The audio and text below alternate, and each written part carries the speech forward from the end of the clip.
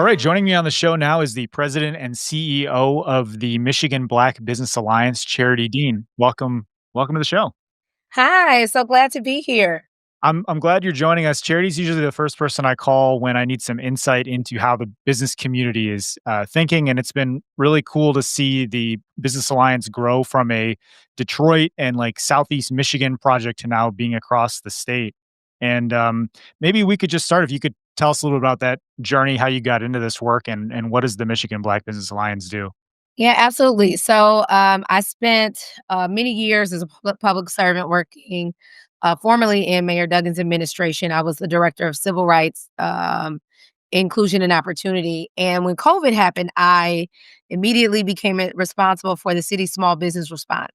And it was during that time where we really saw a need for an organization that was here locally to advocate for Black-owned businesses. Black businesses and Black people were being hit by the disease of the coronavirus and then the impacts of the economy. And so the what was then called the Metro Detroit Black Business Alliance started in March. We officially launched in March, although a lot of the planning and the research for it started during the pandemic. And we are almost 5 years old. We'll be 5 years old in March of 2026. And we were focused on Metro Detroit, but what we've seen is that there is such a need for advocacy and programs that are designed to help Black businesses grow, sustain, and thrive across the state. You know, small businesses employ 50% of Michiganders, and that statistic is relevant to Detroit as well. And so, in 2024, we expanded to be the Michigan Black Business Alliance, and we took some of our programs and are taking some of our programs on the road in Lansing, Benton Harbor, Flint, Grand Rapids. We just had a call this afternoon. I had about 100 and so members on there, and they're from all over the state. So it was really good to talk to them and talk about what we got going on there. I remember during the pandemic, there was a real effort to support Black businesses. There were even like news agencies that I worked at were putting together lists of Yeah. Black-owned businesses across the state, letting people know, here's how you can support them. It just, as an observer, it feels like some of that has been less emphasized as time goes on. We're like 5 years out of the first coronavirus case. I'm Yep. not sure how far out of the pandemic we actually are, but um, from your perspective, like there was a lot of intentionality around supporting Black businesses a few years ago. Has that kept up or has anything changed there? You know, I'll say this. One of the things that the pandemic did was it did not create any disparities, but it highlighted disparities that already existed. And so you saw really the big push for supporting Black businesses during the pandemic because everyone was sitting at home, right? And and it was very clear. You could just see it. The math was clear. I think that the disparity still exists. There's a racial wealth gap in our country. White families and Black families with the same education, same income. A white family's gonna have 9 times the wealth as Black family, and that's not a new statistic. And we see entrepreneurship as one of those pathways for closing that racial wealth gap. But the need is still there. I would say we did see a lot of attention, but people's attention spans in this country get short, and when the political winds change, oftentimes so do things that really aren't really motivated. If they're motivated from charity, if you will, no pun intended, then a lot of times it's easy to look to the next cause. But if you actually look at the racial wealth gap and the problem in our economy, one as an economic problem, as an economic problem for our country, then I think systems change becomes more permanent. And so we really have to kind of reshape how we look at it. When you look at it as charity, then you go on to the next issue and the next issue. But when you look at this as like an actual tool that continues to keep America and not as competitive as other countries in the world, and you look at it as not allowing the state of Michigan and even the city of Detroit to compete, then we might be a little bit more focused long term. Public officials, when I think of kind of what the conversation's been like in the last year or so, there's like this real acknowledgement that small businesses are the backbone of the community, the backbone of the economy, a way for Detroiters to build wealth and become, self-sufficient. But there's always this feeling that it's too difficult to start a business and sustain one. There's been efforts this year to peel back some of the regulations around small businesses, streamline the process of getting licenses. But it sounds like there's more work to be done there. Can you tell us, like, what are the big challenges that stand in the way for someone to start a small business in the city of Detroit? And for those that are, maybe a couple of years into their journey, is there some insecurity there? Like, what do they face that prevents them from being, sustainable long-term businesses? Yeah, I mean, we could be here all day, right? Yeah. Uh, but one of the biggest obstacles for small business across the board is access to capital. Most small businesses are undercapitalized. And so a lot of folks are using their own savings. And then when you get into the racial wealth gap component of that, folks don't have assets to leverage to get the capital that they need for their business. So their access to capital continues to be an issue. But then when you also layer on access to capital with what I like to call overregulation of small businesses, I really believe small businesses across the state are really overregulated and under-resourced, meaning that they are required to compete in terms of compliance with corporations that are not their size. But when it comes to the resources that are available for small businesses, there's just a lack. And so I think when you couple access to capital with overregulation, and then also, just not having an environment, a business friendly environment. And I want to be clear, I'm saying a small business friendly environment. It makes it really, really difficult. But one thing we know about entrepreneurs, we see this in Detroit, we see this across the state, is there is this some sort of like the resilience, kind of like there's this hustle mentality. People have dreams that they want to see come into fruition. And despite all of these challenges, we do see small businesses opening every day. And despite the environment, people are still starting and attempting to grow small businesses. And that's what we try to do at the Black Business Alliance, is try to help our members to navigate bureaucracy, for example, or use our voice to talk to elected officials or decision makers to ask them, are they thinking about small businesses when they're making these decisions that will inevitably impact them? How impactful, or I guess, what has the impact been of some of the changes that were made earlier this year? I think it was in the spring. It was announced that they were going to get rid of a duplicate license that restaurants needed to get to kind of make that easier. I think they tried to peel back some of the steps that it takes to get licensed as well. And then there was a concierge group that was put together, I think, based out of the mayor's office, that would basically help serve as kind of a liaison between small businesses that don't have those legal teams and those technical folks that can navigate some of this stuff, and the city government, to say, people within the government are going to help you along that path. Has that made much of an impact yet? Are we seeing the effects of that? So, as it relates to the ordinance that removed the duplicative license, I don't have the data on that immediately, but I mean that's an automatic immediate fix, right? Where you don't have to get something because you're already getting it at the state. The concierge service is just getting up and running, but we work with that team, and we have been working with that team for a long time. I think the city of Detroit, and I can say this because I worked in on the 11th floor, like I worked in the mayor's office. It looks very different today than it did 5 years ago for small businesses. It just does. And whether it's the concierge team, whether it's the director of entrepreneurship now that we did not have, and so whether it's we announced the capital hub earlier this week.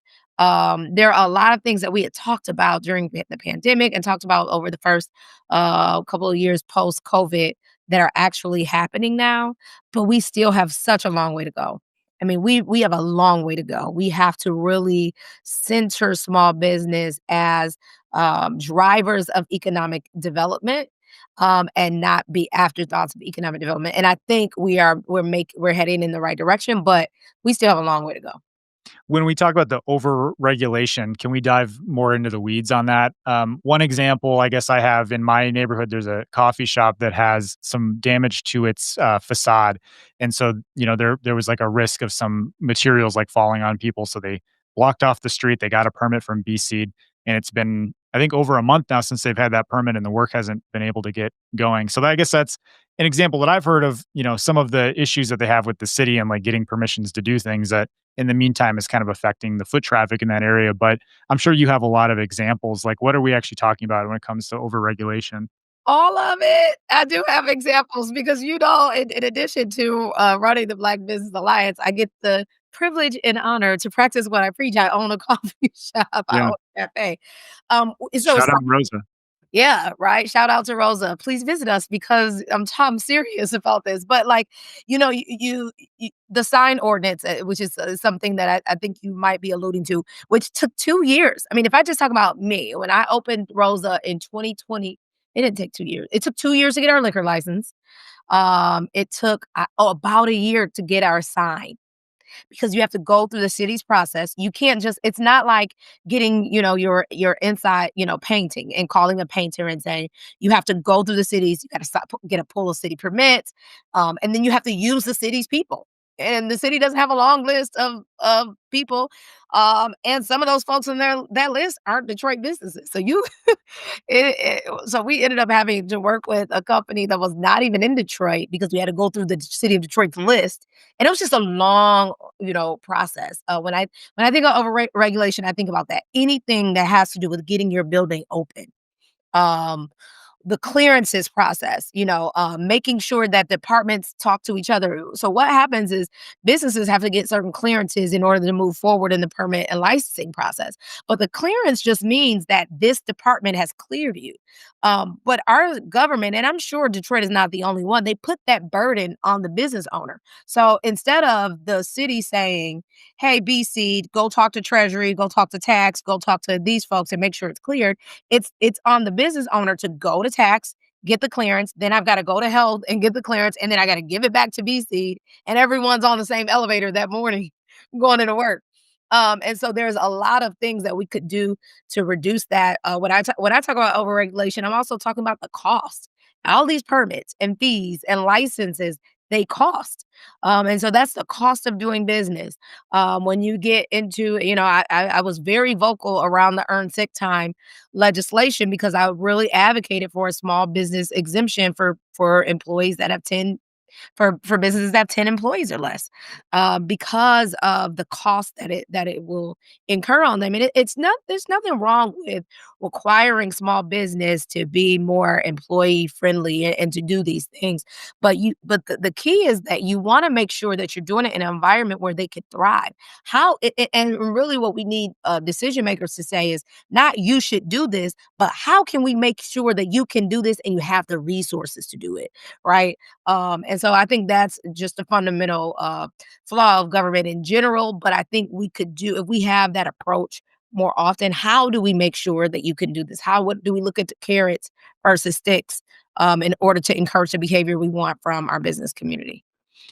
Yeah, how much of a detriment is just like the expense of property taxes and like rental rates of having like commercial real estate in the city? Like, if you want a brick and mortar space, right, where people can come and you can do business with them in person instead of having like a virtual shop, um, how big of a barrier is that? I mean, we're talking about access to capital. So people are cash strapped as it is. We've got some of the highest property tax rates, We do. in the state.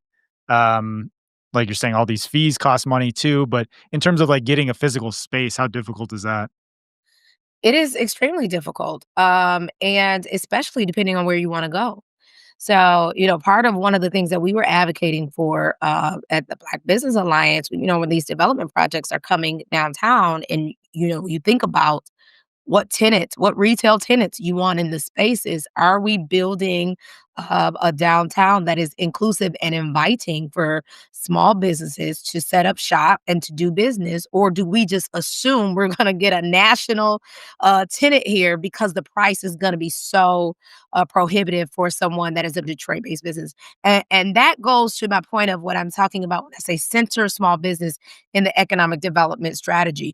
When you're thinking about growing the city population or growing the state, people decide where they want to live by what's around. And by what's around, generally they're talking about small businesses. And so one of the things that that we can do, because I'm always trying to think of a solution, is think about tenant improvements, right? For developers that have space, how can you aid with helping build out the space? Because when you're a small business, you're responsible for that space almost as if you own that space. Something gets broken, you got to fix it. I mean, at Rose, I've been there 3 years now. We've had plumbing issues and electrical issues, and then rent is going up, and then DTE issues, and then water bill issues, and you got to get you need a new floor, and you need this, and that is and again, this comes with the cost of doing business. But when you're already cash strapped and you already have an access to capital issue and you're already overregulated and it's difficult to get, responses from the city, you got a pro permit to even do the thing. It does become a deterrent. But if we really look at this from a neighborhood's perspective and to say, and I use Grandmont Roselle all the time as an example in Detroit, if we have someone in the mayor's office saying, this is an area that is populated, that population is growing. We know that. How can we be more thoughtful about making it easier for brick and mortars to line Grand River? And how might we work with the building owners to give maybe a tax incentive if they provide tenant improvements for their residents or for their retail commercial residents or commercial occupants. So that's what I'm talking about. That's the like strategy, the creativity that I think could happen to really make more of an incentive for brick and mortars. But it is a hard role. Yeah, you mentioned Grand River, where Rose is at, and I think of that, among a handful of other streets like, Warren and Dexter and places where the city's like put a lot of investment. Some of these are like strategic neighborhood fund areas where there's been private public partnerships to, build up this space and make it more inviting for people to come visit as well as like businesses to open there. And there's been talk from the mayoral candidates in the primary, and now Mary Sheffield has picked up this idea of building commercial improvement authorities out in outside of downtown to basically give them better access to tax incentives that would bring down the cost of all the things that we're talking about. What do you think of that concept of expanding commercial improvement authorities? And it's something we've used to pretty great effect, I think, in the downtown, but um, not as much elsewhere in the city. Yeah, so I love the concept. I mean, I for a very short time I actually served on the board of DADA, and so the idea of understanding that you've got this particular area where you can capture taxes and then use it to reinvest in that particular area, I think it makes a lot of sense. The biggest key or the challenge is getting people to say yes to tax. Yeah. And that's gonna be the challenge. But if you make it pretty, if you make the deal sweet, if you figure out a way that people, and especially, as homeowners, I'm no longer a homeowner in that area, but I I can imagine saying, "Yes, I would be okay with this in my neighborhood if that meant that I could walk to my bookstore and I could walk to a coffee shop, and all that meant that we could have money to invest in sit-down restaurant in my neighborhood." And so I like the idea. It'd be interesting to see how people respond to it. Yeah, I mean, I hear a very strong sentiment of folks who are just like ideologically opposed to using tax abatements in general, and then there's other folks who say part of the problem is that it's really unfair the way we're doing this, that if there were more folks that could access these tax breaks, maybe it would create more equitable development, beyond the downtown itself. So yeah, I'm curious how that would be received as well. Do you see any major differences between the two mayoral candidates in terms of their business development strategy? I think, they're saying a lot of the same things around like cutting back regulations like we've been talking about, but what are some of the key differences you might see there? Well, for me, it's hard. I don't.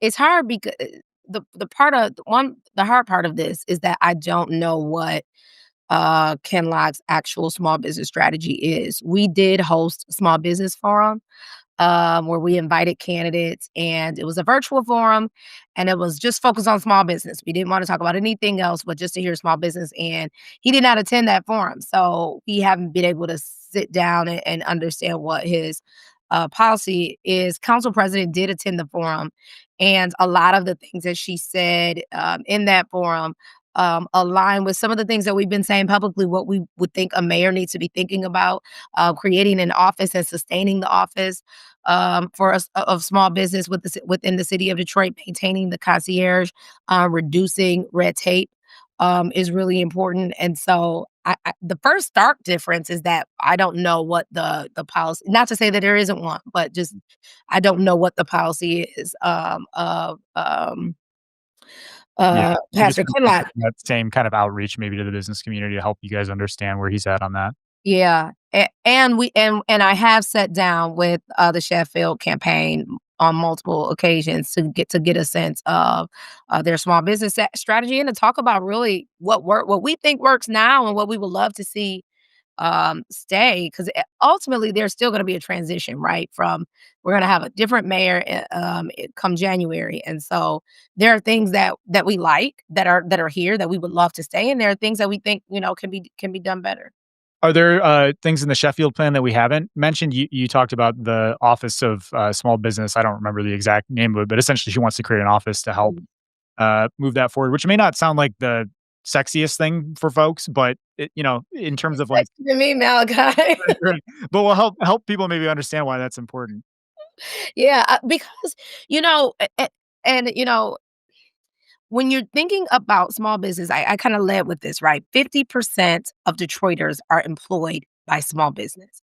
When you think about how small businesses can grow, scale, and thrive, when you think about neighborhood safety and what it means to have a thriving neighborhood, you gotta have someone there that is thinking about first small business. That small business does not become an afterthought. And for a long time, let me be clear, it was. I mean, folks were not part of the reason why our organization exists was to kind of ring the bell and say, hey, there's this whole constituency that often gets ignored. And so I'm excited about her plan for the Office of Small Business Affairs because if for nothing else, the first thing is that you've got someone in the mayor's office as a part of economic development strategy thinking about the small businesses that fill the streets and homes of Detroiters. But you also have, small business owners are taxpayers, right? So they're paying into the system. And a lot of times the system hasn't been created for them. And that's why that Detroit Capital Hub is so important. I said on Tuesday, for the first time, well, I shouldn't say first time, but we're making steps where city is creating processes for the small business, not making small businesses have to figure out city processes, right? And so that having that office there is really crucial to continuing that work. And then you can't measure what you don't manage, right? You can't manage what you don't measure. If you don't have an accountability space there in the mayor's office, how do you even know how you're doing with small business? And then who do small businesses go to? Right? They're not developers that have, the mayor on their cell phone and, they don't have time to go to public hearing, every, day. And so having that office again lets small business owners know that they matter and they have a voice in the mayor's office. Yeah, I feel like if you know somebody, if you have like a connection to city government, whether it's in business or really any problem that you have, you're like more likely to get that problem solved, which can be frustrating for folks that don't have Yep. those connections, right? Yeah. And I mean that speaks to equity. And so it Mhm. shouldn't be that way. It really shouldn't be that way. And so I think this says we have you. And I'm excited about the office. It's kind of wild actually to hear that 50% of Detroiters are employed by a small business. That's like a higher number than I would have probably assumed. Is that higher maybe in Detroit compared to other cities, or is that pretty normal? It's pretty normal, it's comparable. The big asterisk I would say is that the definition of small business varies, and so that not necessarily micro business. So And small business varies based on industry. Like there's a federal definition of what a small business is based on the industry. It depends on how many employees and how much money and revenue. But no, that's a statewide statistic. That, There's always a conversation at the city council table of where contracts are going, and there's always a push among council members to make sure more of the city's businesses going toward Detroit-based businesses. How are we doing there, and how can we be better? I mean, some of the the explanations that we hear from city departments about why contracts are going to companies in the suburbs or in Ohio or across the country even is that Detroit businesses don't have like the capacity to do the There's kinds of no work that word. they need. Yeah. So I don't know. Is that how does that land with you? So I think 2 things. First, what I would really love to see, more of in this current administration, even, still a couple months left, and the new administration, is more transparency on where the contracts are going, specifically of the contracts, whether they're Detroit-based or not. I wanna get deeper than even Detroit-based because, I used to run the city's, civil rights department, and so Detroit-based just means you have a Detroit location, right? So technically, Microsoft as a Detroit-based business, or Google is a Detroit-based, they got a Detroit office, that's Detroit-based. As opposed to being like Detroit headquartered, That's right? exactly right, or Detroit resident employed, which means 51% or more of your employees are Detroit. But I'd also like the city to publish what minority, how many women-owned contractors are there, how many Black-owned contractors, and you'll always get pushback because they're not allowed to give preference, but we're not asking for preference, we're asking for the data, Mhm. right? And you can publish data without giving a preference, and so that's the first thing I'll say. The second thing I'll say when it comes to capacity is that you not you the only way to deal with the capacity issue, if you wanna solve it, is to deal with the capacity issue. And you deal with the capacity issue by dealing with all of the other barriers that are impacting small business. So if we don't have a comprehensive, small business strategy, I think my motion detector, sorry, light went off. Sorry about that. That's okay. We can edit around that. Okay. If you don't have a comprehensive, small business strategy around starting small business, right?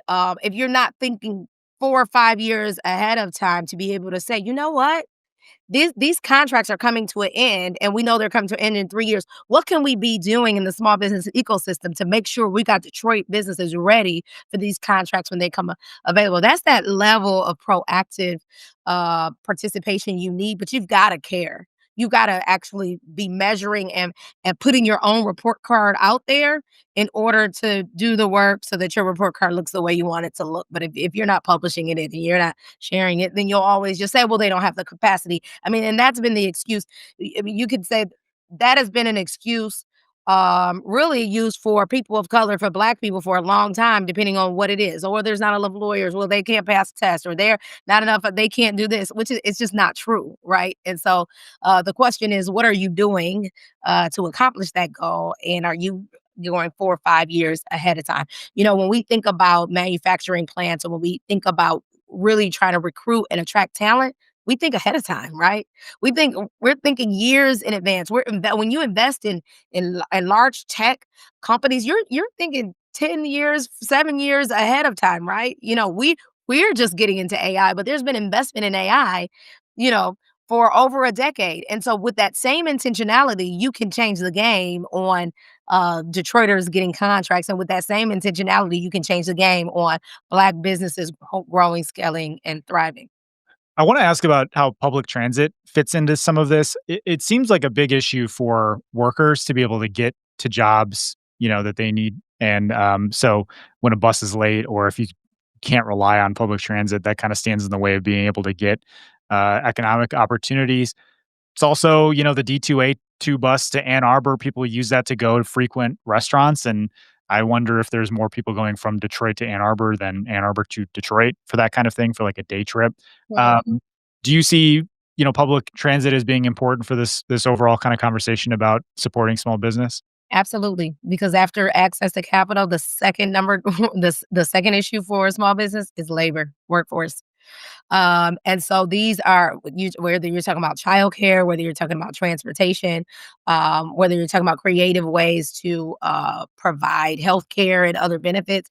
These are issues that impact our members as well, 100%. If the buses aren't running on time and someone gets to work late and that they can't open the coffee shop because I mean this has happened, right? And so we do need a comprehensive transit plan. I'd love to have amazing regional transit.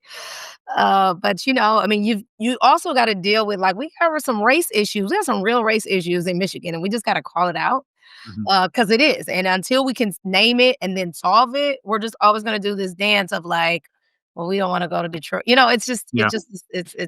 it's a thing, but absolutely, it is critical to the success of small business being able to have reliable and safe transportation for the workforce. Here's maybe kind of a roundabout example, but this week, Twitter's main villain for Detroit is a person that was complaining about a parking ticket that he I got. Right? He went to go to a business to get a cup of soup.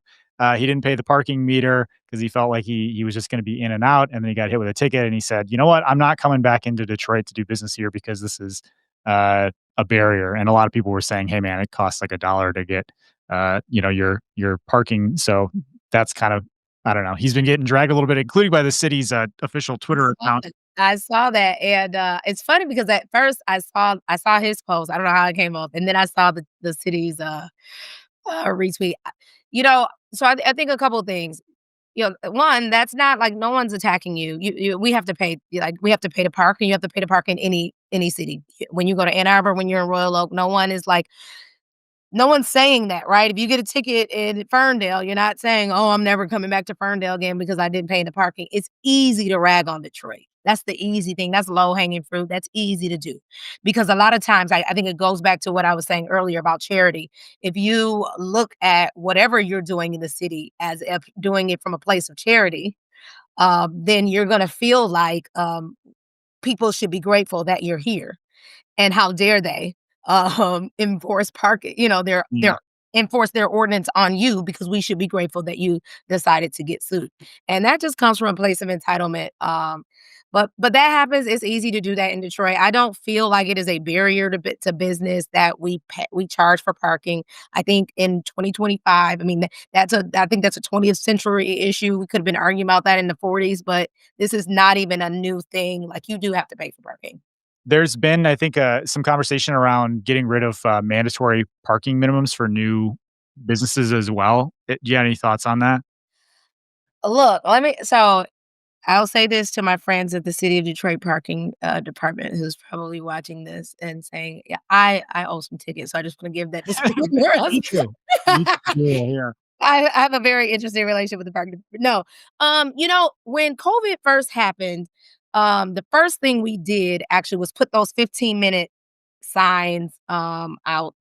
And I think that was the point, was to make sure that people knew that they could come in and go in and out of food. I think the city's gotta do when it comes to parking, there's so many other things that are at play. It's not just the business, it's traffic, it's where it is, it's the residents that live in that area. I don't have too much of an opinion, around how the city decides to do its parking as it relates to business, except that as long as businesses uh convened like stakeholders, just like residents are, I think that's fine. But the city of Detroit's got to figure that out. Like, I'm not a parking expert or Yeah. planning expert to say that. And it does. I mean, there are things that just come with being in a big city, and that's not new. You know. Yeah, it's kinda funny how people have all these parking opinions, but, Charity, I could definitely keep you here all afternoon, but, I feel like we've covered a lot in this conversation. I really appreciate your time and insight on these issues, so thank you so much for joining us. I'd love to have you back on another time. Thank you very much. I'm happy to be here. Alright, great. All right. Thank you. Thank you so Well, much. fun, Malachi. Yeah, it was a pleasure. Take care. Okay.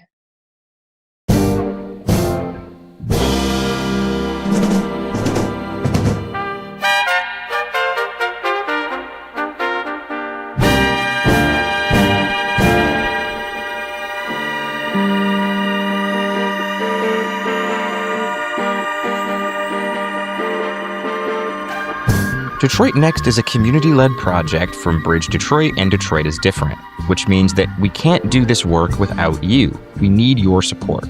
If you have a question or a comment and want to participate in this process throughout the year, give us a call. We have a phone line set up at 313-284-6407. Leave us a message and we'll play it on the podcast.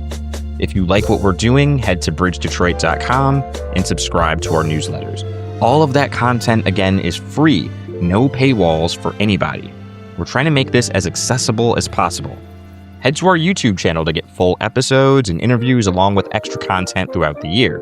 You can also find the audio version of this podcast on Spotify, Apple Podcasts, iHeartRadio, Amazon Music, and detroitnext.podbean.com. We're going to be doing this all year long, so stay with us. Follow Bridge Detroit and Detroit is Different on your favorite social media platforms and take this ride with us. Thanks.